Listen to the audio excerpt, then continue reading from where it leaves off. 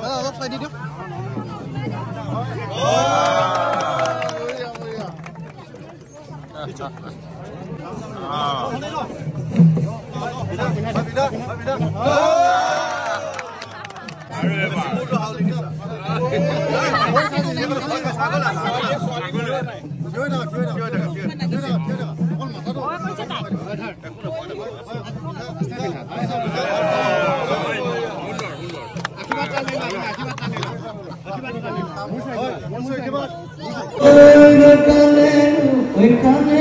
সৰে কোলা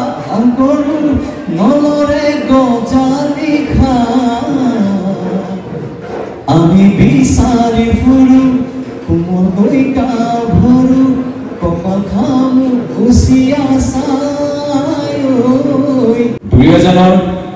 খাৱা পানী খাই ডাঙৰ হৈছোঁ তেনে কাষৰীয়া ঠাই নাহৰকটীয়া চাচনি গতিকে তেনেই চিনাকি ঠাই মই আগতে কৈছোঁ ইয়াৰ সন্মুখত থকা দোকানবিলাকত থিয় ডঙা দি শব্দ এটা আছে থিয় ডঙা দি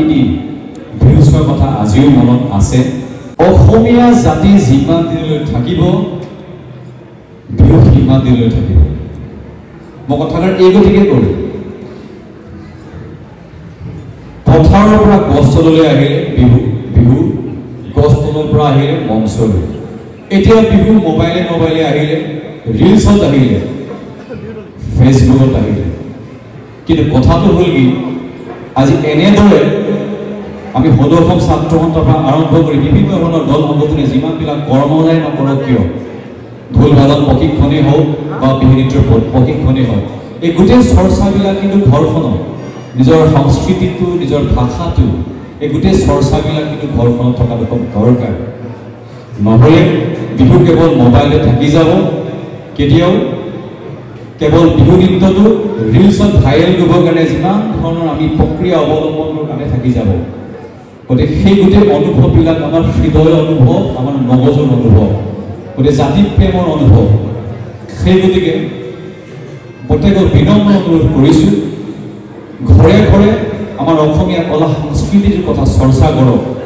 নিজৰ উঠি অহা ছোৱালীজনী বা নিজৰ ল'ৰাটোক চিনাকি কৰি দিব আৰু মোৰ মনৰ কথাখিনি ক'লোঁ মই জাজিনো বুৱাই দিম চিনেমাই তেজেৰে বুজাব চিনেমাই তেজেৰে বুজাব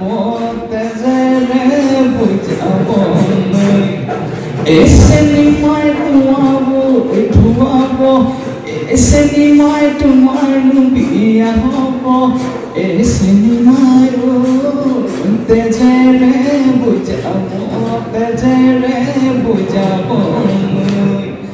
নৈ টোপানি পঢ়া নাই কুলি মাত শুনা নাই কেতেকি মাতেৰা অল্পনা জানিবনে বুজিবা মোৰে দুখৰ বেদনা